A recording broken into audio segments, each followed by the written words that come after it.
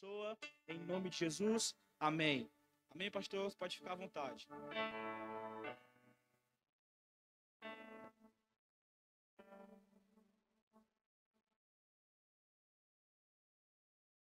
Deus, graça e paz, Igreja da Vida.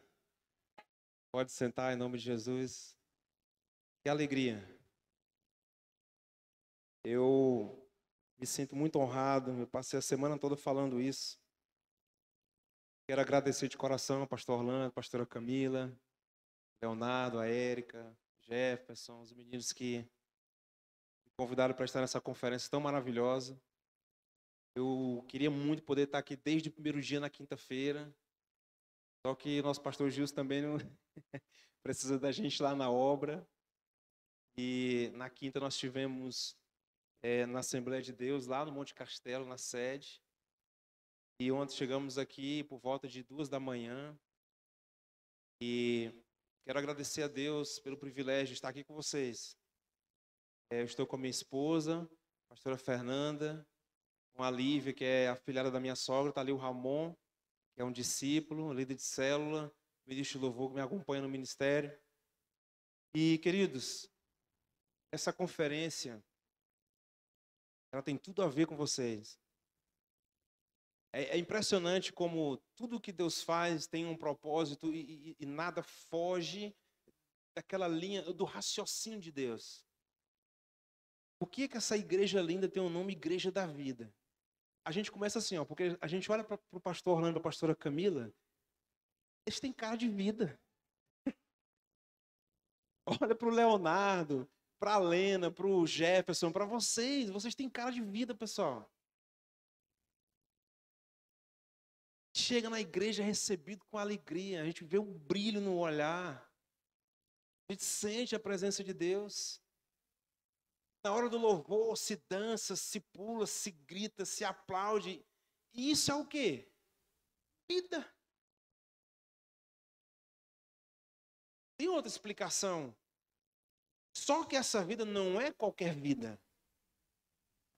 Não é uma vida produzida por riquezas, nem por bens materiais. É uma vida feita, gerada pelo dono da vida. Essa vida que nós temos, ela foi soprada lá no Jardim do Éden.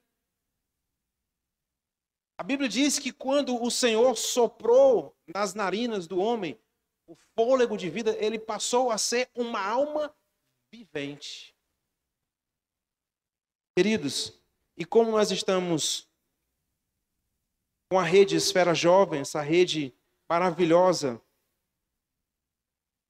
e eu gosto muito de falar para jovens. Quem já teve a oportunidade de a gente estar junto, eu sou aquele cara das grandes revelações, dos grandes moveres. Mas uma coisa eu entendo. Tudo que o Senhor gerou na minha vida até hoje foi debaixo de um princípio que eu acho muito importante. Chama-se obediência. Tenho os meus pastores, pastor Gilson, pastor Maria do Carmo, inclusive mandaram um abraço bem grande para vocês, os pastores, para a igreja. Eles nos abençoaram para vir com muita alegria. E durante toda essa caminhada, sempre tive isso no meu coração e na minha mente. De honrar e obedecer os meus pastores. De aguardar com que tudo acontecesse de acordo com a vontade de Deus. E hoje eu olho para a minha vida, eu olho para tudo que o Senhor já construiu na minha vida. Eu sou muito grato a Deus. Eu venho aqui também para receber dessa vida, dessa alegria, dessa unção que vocês têm estampada no rosto. Não que eu não seja uma pessoa alegre. Quem me conhece sabe. Mas dentro do seu coração deve haver essa vontade de estar sempre buscando e sempre recebendo. Tenha no seu coração e na sua mente aquilo que o apóstolo Paulo disse. Nunca julgue o que você já tem alcançado. Quando você achar que você já alcançou alguma coisa, tenha certeza que você ainda está bem distante daquilo que Deus planejou.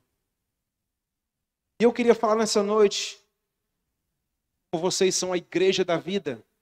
Onde estão os jovens da esfera jovem? Diga glória a Deus. Vocês têm sobre vocês uma grande responsabilidade. O nome da igreja é a igreja da vida. Então vocês têm que transbordar a vida onde vocês forem, onde vocês estiverem. Essa é uma responsabilidade muito grande que o Senhor confiou nas mãos de vocês. Levar a palavra da vida, levar a alegria, por onde vocês forem, por onde vocês passarem. E como eu posso ser um jovem? Quais as características de um jovem cheio de vida? Às vezes eu acompanho nas redes sociais histórias terríveis de jovens que tiram a própria vida.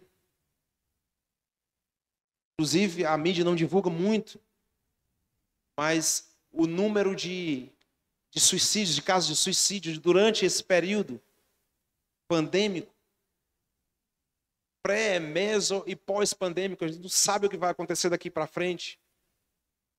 Mas a quantidade de pessoas que tirou a vida é alarmante.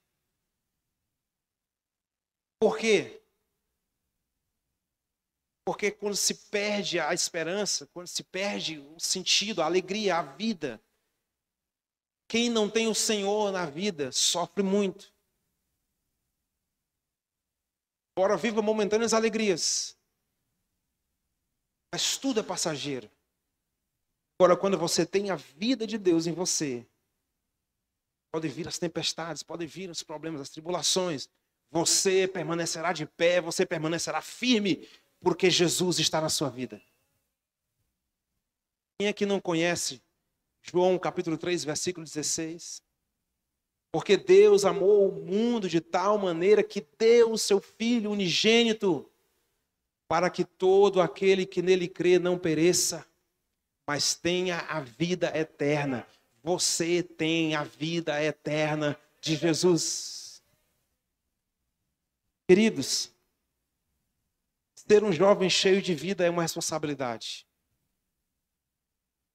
Eu disse, as pessoas têm que olhar para vocês e têm que ver a vida estampada no rosto. Às vezes eu converso lá na igreja com os nossos jovens.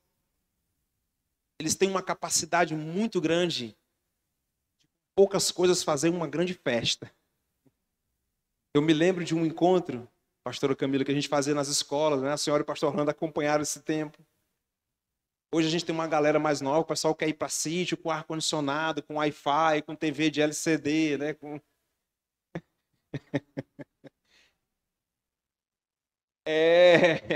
Essa geração aqui, nós somos do mesmo tempo, né, pastor Orlando, pastora Camila, nós somos do mesmo tempo.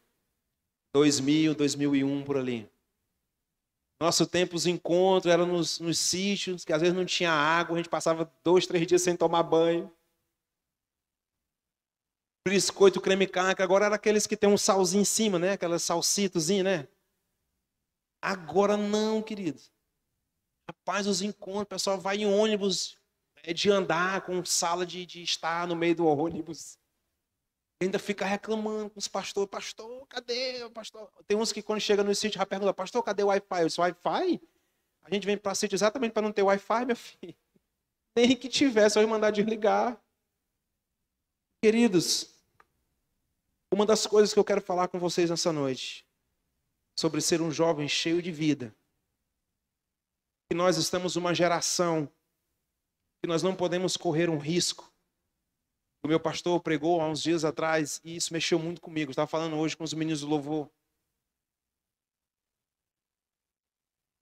É incrível como há uma possibilidade grande de nós jovens sermos usados por Deus e não agradarmos a Deus.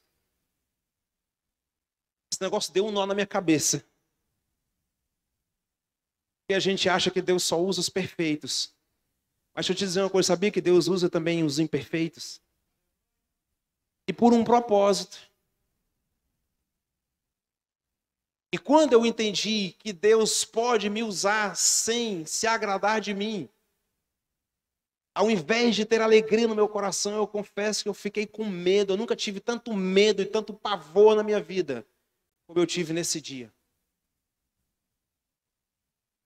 A Bíblia fala, queridos, em Mateus capítulo 7, dos versículos 21 ao 23, algo muito poderoso. Mateus capítulo 7.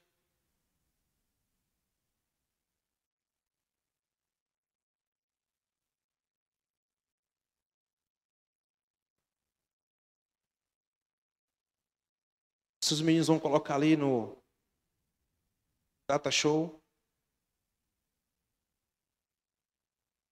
Olha só. Nem todo aquele que me diz Senhor, Senhor, entrará no reino dos céus, mas apenas aquele que faz a vontade de meu Pai que está nos céus. Muitos me dirão naquele dia, Senhor, Senhor, não profetizamos em teu nome? Em teu nome não expulsamos demônios e não realizamos muitos milagres? Então eu lhes direi claramente, não os conheci, afastem-se de mim, vocês que praticam o mal.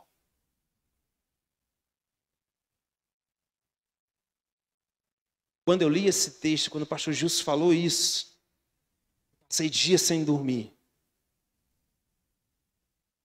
Essa é a maior prova de que Deus pode usar alguém e não se agradar dele. Eu vejo, às vezes, uma ânsia. Eu quero ser usado, eu quero ser usado. Eu quero colocar as mãos sobre os enfermos. Eu quero ressuscitar mortos. Senhor, cadê a promessa? Às vezes não se preocupa em perguntar, Senhor, o Senhor vai me usar? Vai. Mas deixa eu te perguntar uma coisa. O Senhor está se agradando de mim? O Senhor está se agradando da minha vida? Senhor, eu estou indo no caminho certo, eu estou alinhado com a tua vontade. E olha que isso que está escrito aqui vai acontecer exatamente dessa forma. Muitos passarão por essa situação.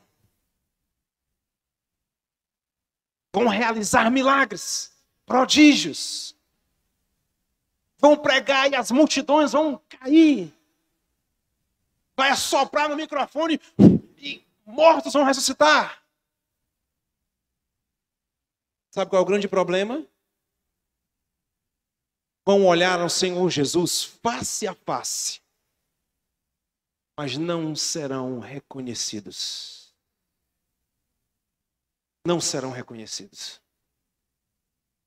Como se não bastasse, provavelmente não entrarão na vida eterna. Pastor, por que o Senhor está me dizendo isso? Porque para você ser um jovem cheio de vida, você precisa agradar a Deus. Você precisa dos dons do Espírito Santo, sim. Você precisa dos talentos, sim. Você precisa da unção, sim. Você precisa conhecer a palavra, sim. Mas você precisa agradar o Senhor acima de todas as coisas. O Senhor tem que olhar para nós, queridos, e ver que em nós há uma vontade de fazer aquilo que o Leonardo falou aqui, de darmos passos pregando o Evangelho, tornar os nossos pés belos na pregação do Evangelho. Mas eu preciso saber se o Senhor está comigo.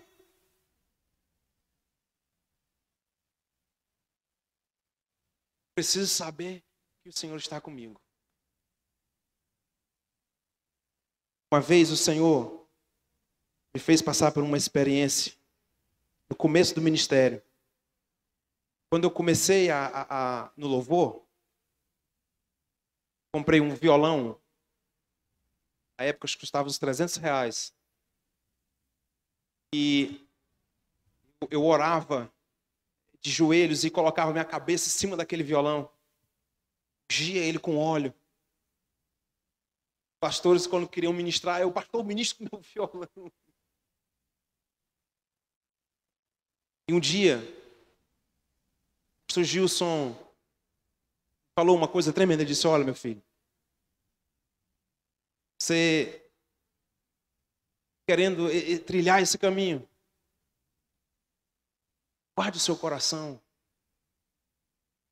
Guarde o seu coração, faça a vontade de Deus.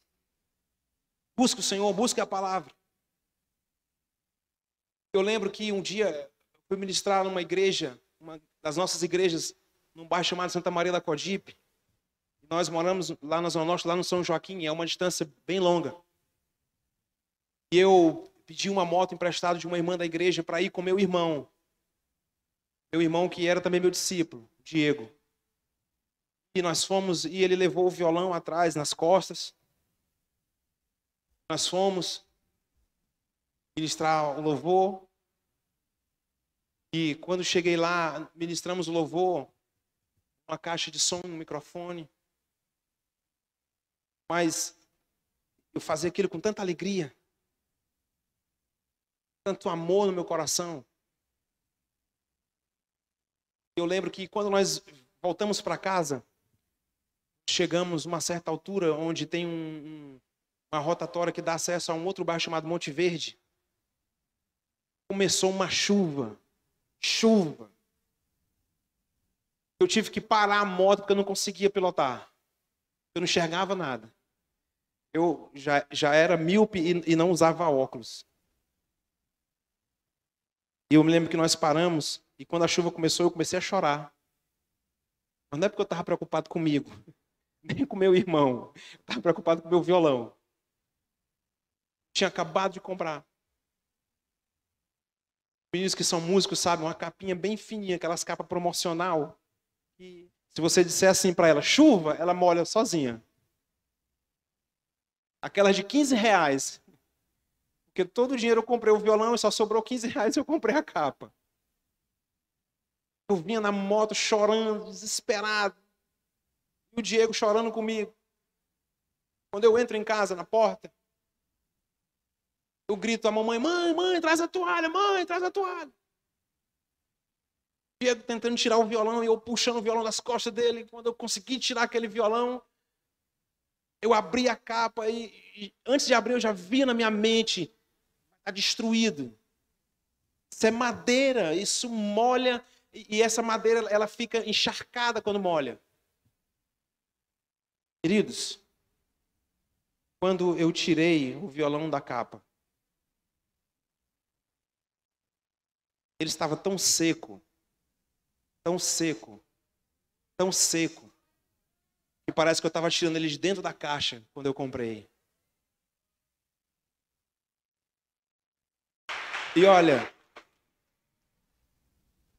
eu caí de joelhos, chorando, e a minha mãe sem entender nada, meu irmão também sem entender nada. Quando eu fui orar à noite na devocional, o Senhor falou comigo. E ele me falou de uma forma que eu entendi que ele estava um pouco chateado. Eu senti o Senhor perguntando para mim, vem cá, você não confia em mim? Você acha que eu te levaria para fazer a minha obra? Eu deixaria você passar por isso? Querida, não sei o que você está passando. Não sei. Eu não sei o que fez você parar. Eu não sei o que está tirando a tua paz, o teu sossego. Uma coisa eu sei. Se você estiver fazendo a vontade de Deus, confie no Senhor, porque Ele nunca vai falhar com você. O Senhor nunca vai falhar com você. Ele nunca vai falhar com as promessas que Ele fez a você. Nunca. Nunca.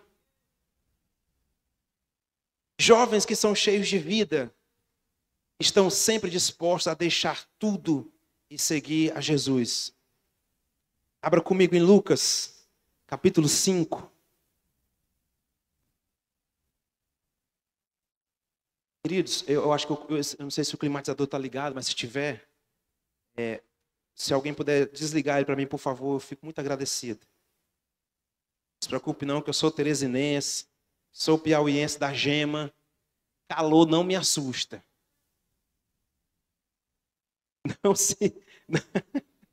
Não se preocupe com isso. Você colocar ventilador, Inclusive, eu vim ter ar-condicionado depois que eu casei. Eu nunca tive ar-condicionado em casa. Eu durmo tão feliz porque eu não sabia o que era ar-condicionado. Lucas, capítulo 5, do 1 ao 11, diz assim: certo dia, Jesus estava perto do lago de Genezaré e uma multidão o comprimia de todos os lados para ouvir a palavra de Deus. E veio à beira do lago 2 barcos deixados ali pelos pescadores que estavam lavando as suas redes.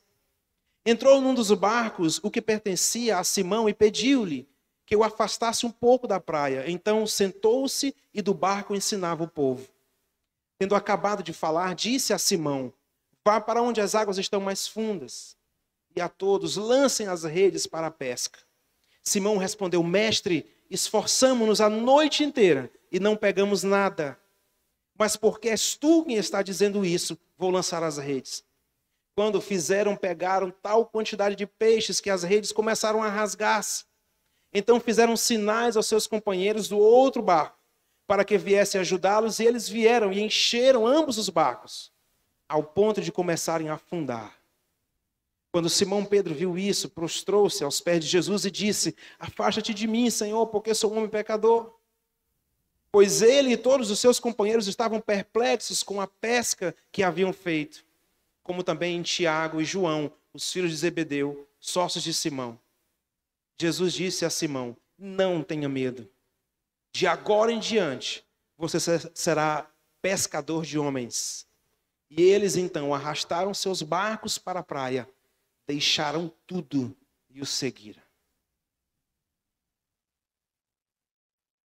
Deixa eu te fazer uma pergunta, não precisa você me responder. Responda só para Deus e para você aí no seu coração. Você acha que o Senhor já te pediu tudo?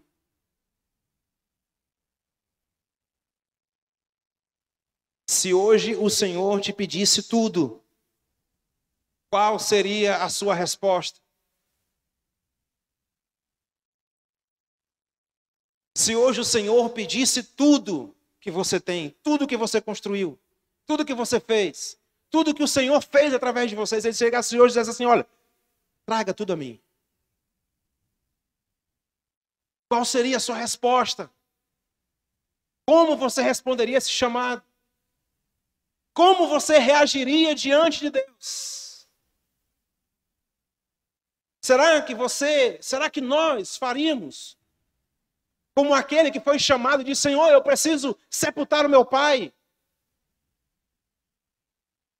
Como aquele jovem rico que também foi chamado, mas não quis ir porque tinha muitas riquezas. E uma característica de um jovem que ele é cheio de vida, querido, e se for preciso, se o Senhor pedir, ele está sempre disposto a deixar tudo para seguir o Senhor Jesus. Tudo. Jovens cheios de vida estão influenciando gerações inteiras. Eu não vou ler o texto, só vou falar da história. Todos aqui conhecem a história que está escrita em Daniel, no capítulo 3, dos versículos 28 a 30. Sobre aqueles 3 jovens, Sadraque, Mesaque e Abednego. 3 jovens, no meio de uma geração inteira, debaixo de um jugo, debaixo de um decreto, debaixo de uma lei, de uma ordem, firme e severa.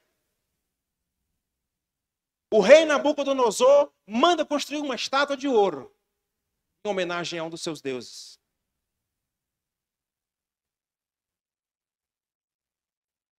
E faz um decreto a todos, independente de onde eram, de onde vinham, quem eram, o que faziam. Todos, ao som das trombetas, dos avisos, deveriam se ajoelhar diante da estátua do deus Marduk. Eu fico imaginando aquela cena. No meio de uma geração, de uma nação, de um povo inteiro. Toca-se as trombetas. E aqueles 3 jovens ficam em pé. Continuam de pé. resolvem não se prostrar diante daquela estátua.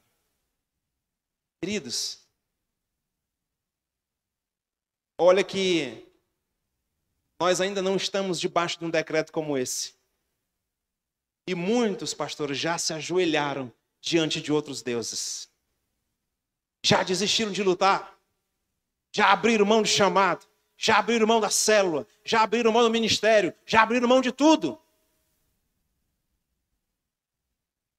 Pastor Orlando, o senhor acabou de dizer uma coisa tremenda. As pessoas hoje não querem lutar. Queridos, evangelho é luta. A Bíblia diz que o reino de Deus só vai ser tomado por aqueles que usarem violência. Mas não é violência contra o outro, não vai sair batendo em ninguém, não. Seja violento com você mesmo. Quando você tiver vontade de desistir, vai na frente do espelho. Ei, rapaz, levanta, rapaz, deixa de ser mole. Ei, mulher, levanta, mulher. Seja firme. Jovens cheios de vida não vão desistir. Não vão se curvar diante de outros deuses. Não vão negar a sua fé. Não vão negar o nome do seu Senhor. E é triste. Vejo jovens desistindo de Deus, do reino, por tão pouco. Bastou alguém dizer, não pode mais ter culto. Não pode mais fazer isso. Não pode mais fazer aquilo. Não pode mais fazer aquilo outro. E alguns deles estão lá nas festas, bebendo, se esbaldando com dinheiro. Jovens cheios de vida não esperam por oportunidades. Eles criam as oportunidades. Pastor, na nossa época, estava conversando, fui pregar lá no pastor Denizais há uns dias atrás. Estava me lembrando, nós estávamos lembrando da nossa geração. Da nossa turma, que a gente começou lá no Ceteban. Todos são pastores. Nós, pastor Josélio, Toniel, Denizar, pastor Júnior, ele também já chegou depois da gente, né? Pastor Júnior, esposo da pastora Raquel. Depois dessa geração, não sei quem se levantou mais.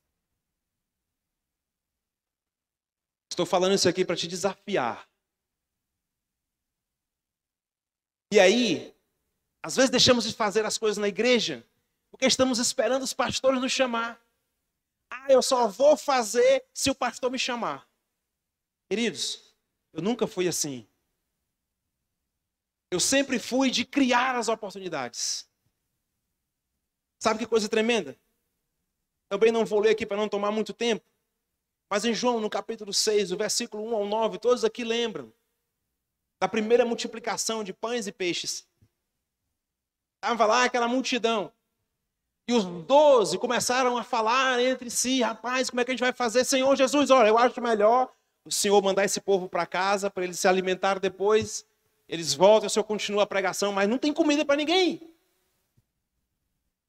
Não tem comida, não tem água, não tem nada para esse povo. E aí Jesus começa a conversar com os outros, rapaz, olha, vão vocês providenciar alguma coisa. E aí o texto diz que aparece um jovem, um rapaz, como dizem os mais cultos, um mancebo. Outro nome esquisito. E ele traz nas suas mãos pães e peixes.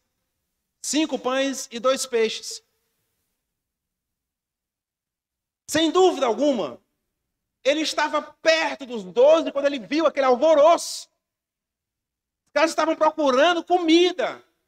Começaram a juntar dinheiro. Ainda teve um que disse assim, pai, pode juntar dinheiro aí, meu filho, que não vai dar para comprar pão para esse povo, não. Mas o texto diz 2 coisas tremendas. É que Jesus, ele já tinha em mente o que ele ia fazer, ele já sabia o que ia fazer. Os 12 não sabiam o que fazer. Os demais discípulos que estavam lá não sabiam o que fazer. Mas Jesus sabia o que fazer. Ele já tinha em mente, o texto diz que ele já tinha em mente. Só que junto com ele, tinha uma outra pessoa que também sabia o que fazer. O que é que ele faz? Ele vai em casa, pega os pães e os peixes e leva. E olha que surpresa.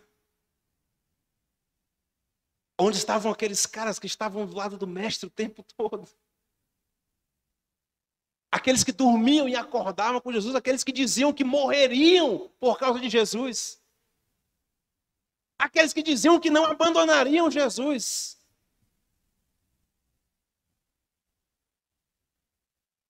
E o sustento, a provisão para que aquele milagre acontecesse, veio de alguém que não fazia parte daquele círculo.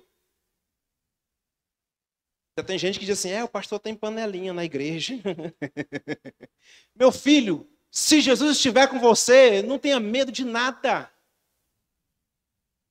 Traga o que você tem. Venha com o que você tem. Crie a sua oportunidade. Vai ter culto amanhã? Pastor, me dê uma vassoura e um pano para me passar na igreja. Queridos, eu ainda hoje, para a honra e glória do Senhor Jesus, eu limpo a minha igreja.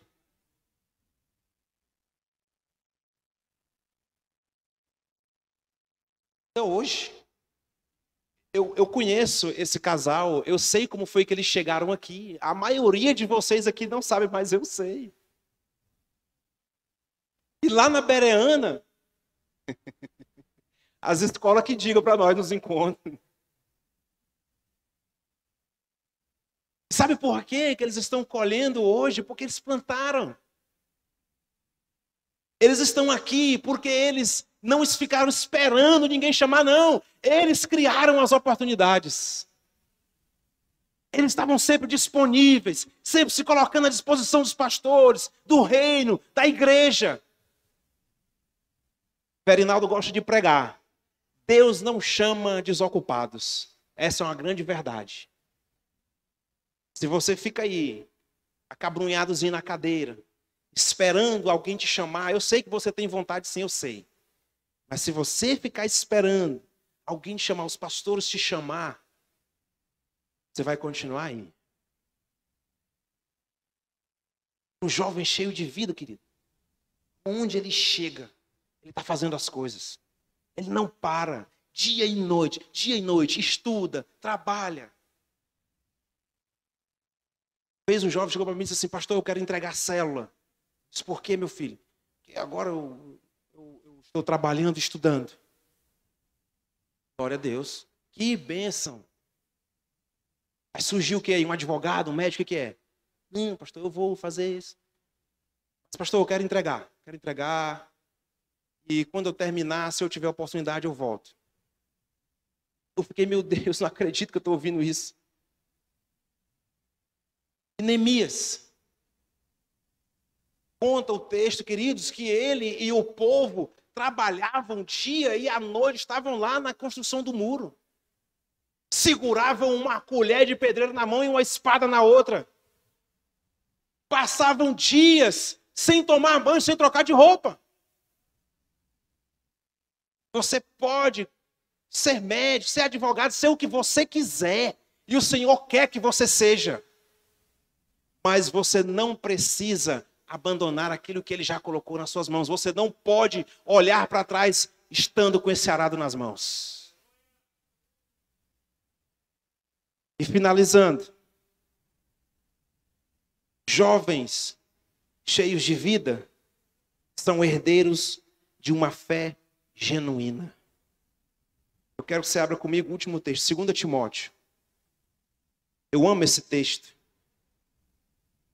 Os meus discípulos, os discípulos da rede de jovens, sabem que a gente lê esse texto, livro de Timóteo, direto.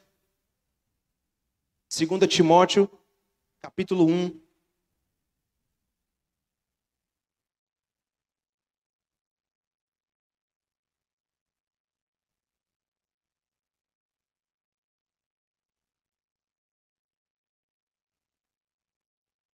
A partir do versículo 1 diz assim: Paulo, apóstolo de Cristo Jesus, pela vontade de Deus, segundo a promessa da vida que está em Cristo Jesus, a Timóteo, meu amado filho, graça, misericórdia e paz da parte de Deus Pai e de Cristo Jesus nosso Senhor.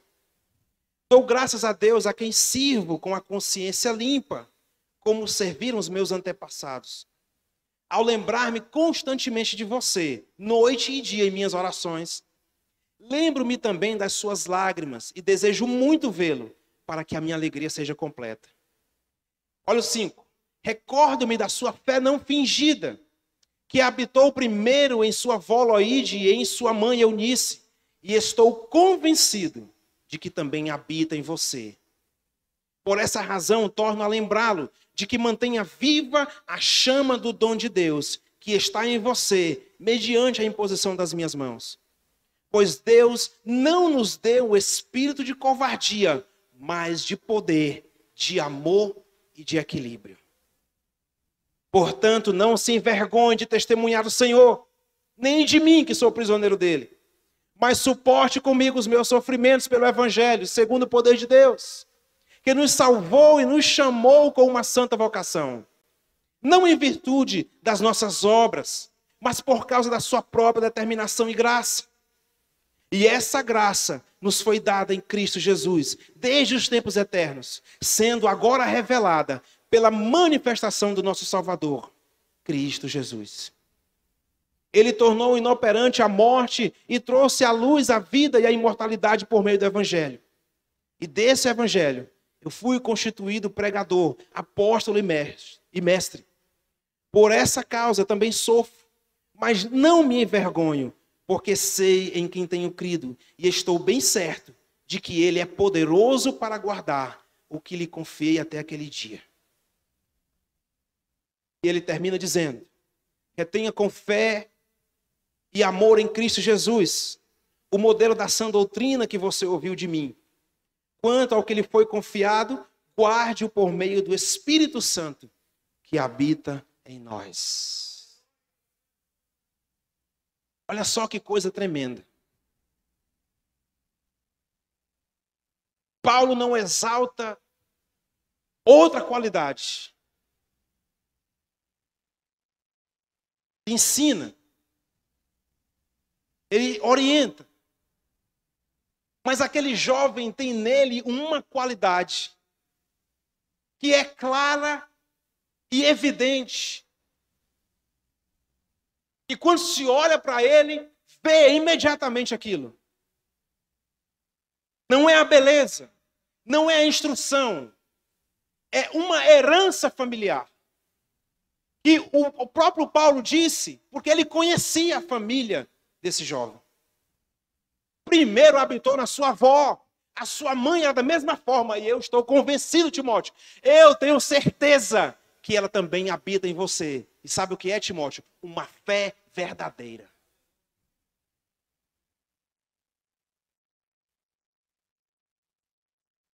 Sabe por que você precisa dessa fé?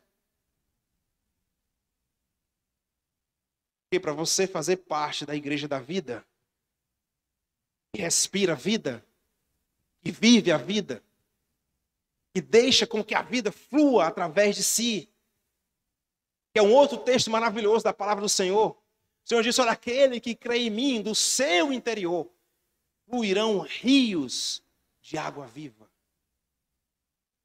A cidade de Parnaíba, queridos, está precisando de você. Está precisando que você seja um canal por onde esse rio de água viva vai fluir. Mas para isso, você precisa da fé. Não é essa fé que você estampa em camisa. Não é essa fé que você coloca em status de rede social. É a fé que faz você permanecer firme. É a fé que faz você continuar prosseguindo e olhando para o seu alvo. E o seu alvo é Jesus Cristo de Nazaré. Então, jovens, esfera jovem, jovens da igreja da vida, jovens cheios de vida, Vocês precisam fazer com que essas coisas também se tornem uma evidência. Algumas pessoas estão tendo uma concepção muito esquisita desses tempos. Pastor Davi, do Pedras Vivas, eu vi um stories que ele postou. Uma pessoa perguntou assim, pastor Orlando, pastor Davi, eu posso ficar só em casa, já tendo em vista que Jesus já está voltando? Depois eu olhei assim, Leandro, eu tenho certeza que alguém escreveu isso aí só para irritar ele. Porque não pode uma pessoa estar pensando uma coisa dessa.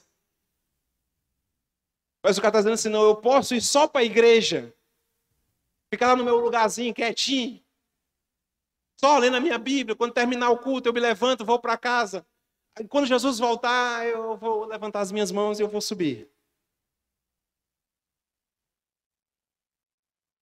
Queridos, eu sei que essa pandemia, que esse tempo está servindo para ensinar muitas coisas lá fora.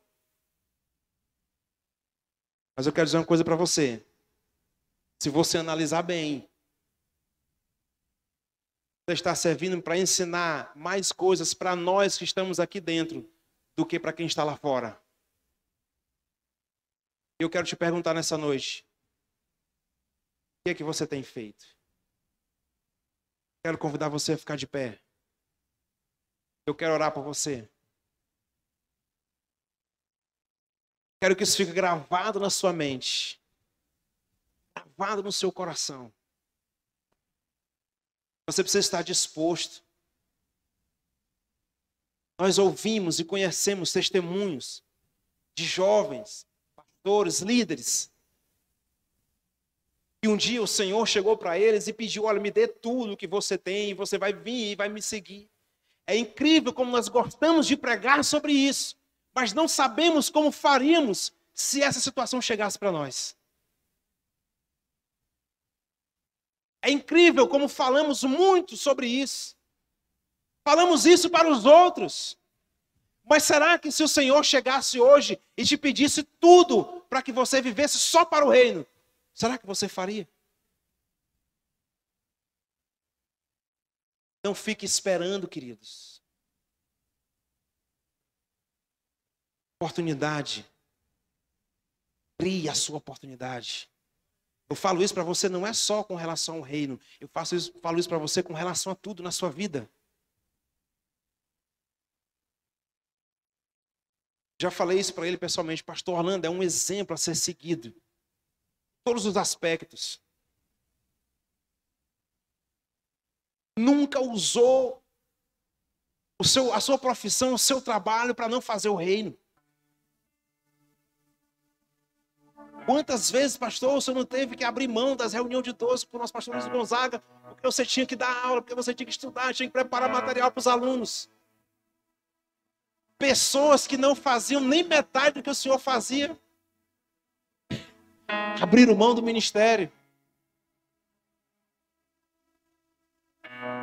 Queridos, olha aqui para mim. Não estou falando de coisas que eu ouvi falar, não. Eu estou falando de coisas que eu vivi, eu ando junto com eles. Pastor, quando a gente estava ministrando hoje, estava ensaiando hoje aqui, os meninos falaram que o Samuel veio, né, na quinta. Já profetizou, disse, rapaz, arranja marreta e picareta para quebrar essas paredes. Quando ele falou isso aí, meu querido, eu tenho certeza que isso vai acontecer, eu não tenho dúvida nenhuma disso. Nenhuma. Se ele fez até aqui, ele vai continuar fazendo.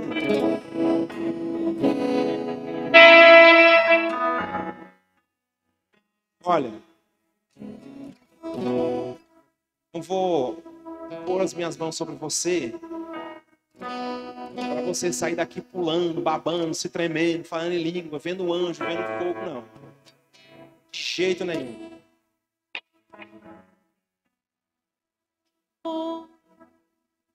É porque homem nenhum pode fazer isso.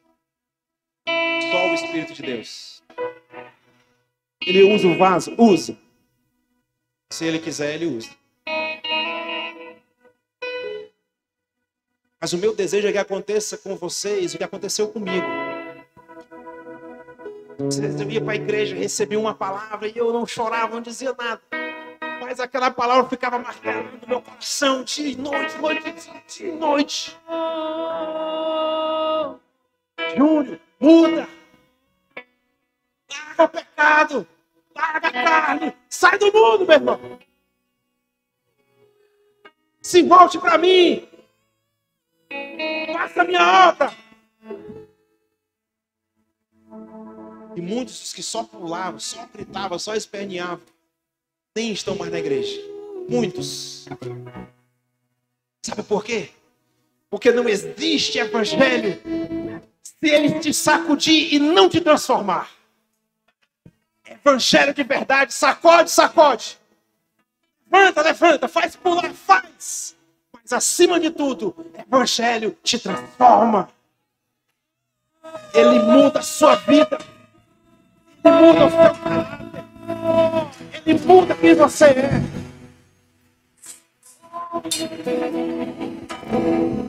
Evangelho de verdade transforma perseguidor em perseguido. Evangelho de verdade transforma pessoas que não conheciam a Deus em amigos de Deus.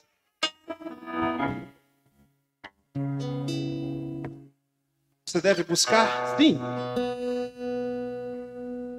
Mas não vai adiantar nada, irmãos. Nós não estamos mais em tempos de só pularmos, de só gritarmos. Nós estamos em tempo de mudarmos de vida, porque Jesus pode voltar a qualquer momento. Não fique fazendo cálculo. Não fique estudando numerologia, nem astrologia. A Bíblia diz que ele virá como um ladrão na noite. Ninguém estará esperando. Jesus pode voltar agora, meu filho. A gente pode começar a adorar aqui. E a trombeta tocar. O céu se rasgar. E a gente... Sabe por quê? Olha aqui para mim. Porque Jesus vai olhar para você e vai dizer assim: eu te conheço. Ei, eu te conheço. Você, eu te conheço. Jesus vai olhar dentro dos teus olhos e vai te dizer: eu te conheço. Ele vai olhar para você e vai dizer: eu te conheço. Ei, vem para cá, vem. O Senhor quer te usar assim. Ele quer te usar assim. Ele quer fazer de você um jovem cheio de vida. Querido, você recebeu um privilégio que você não faz ideia. Sabe por que você está na igreja da vida? Porque a vida de Deus tem que fluir na tua vida. Tem que fluir na tua vida. Tem que aparecer na tua vida. Vida de Deus. Vida de Deus. Vida de Deus. Vida de Deus. Vida de Deus. Vida de Deus. Vida de Deus. Oh, meu amor. Vida de Deus. Eu conheço, transforma, meu amor.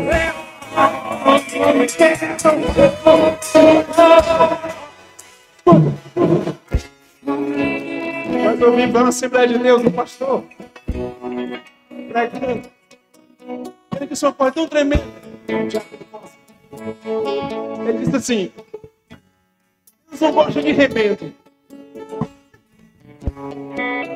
Deus não gosta de remendo. Você está ouvindo? Deus não gosta de remendo.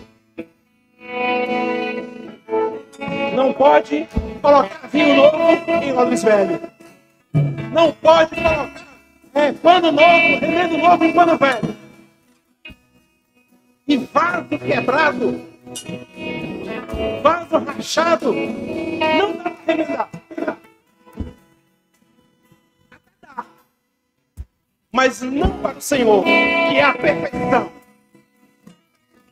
Se ele vê uma rachadura bem pequenininha, ele vai pegar a argila e vai manipular e depois vai colocar para tampar aquele buraquinho. Lá na casa do oleiro, meu filho, ele vai lhe quebrar. Ele vai lhe espedaçar. Ele vai lhe deixar só o farelo.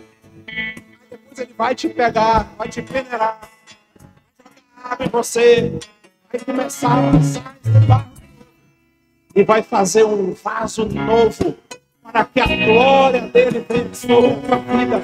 A glória de Deus venha sobre a tua vida. Sabe por quê? Porque você não vai fazer remendo. Deus está mandando dizer isso hoje. Pare de fazer remendo. A vida de Deus está em você. E você precisa deixar com que o Espírito de Deus te transforme. Sai desse negócio aí que você está, meu irmão. Deus não está se agradando disso. Deus não está se agradando disso. Sei que você está me ouvindo. O Senhor está te dizendo nessa noite. Ele não está se agradando disso. E Ele vai começar a se agradar da sua vida. Porque hoje você vai tomar uma decisão. Vai tomar uma decisão. E você vai começar a viver o novo de Deus a partir de hoje. Novo de Deus sobre você. Vamos adorar. Levante suas mãos. Levante suas mãos.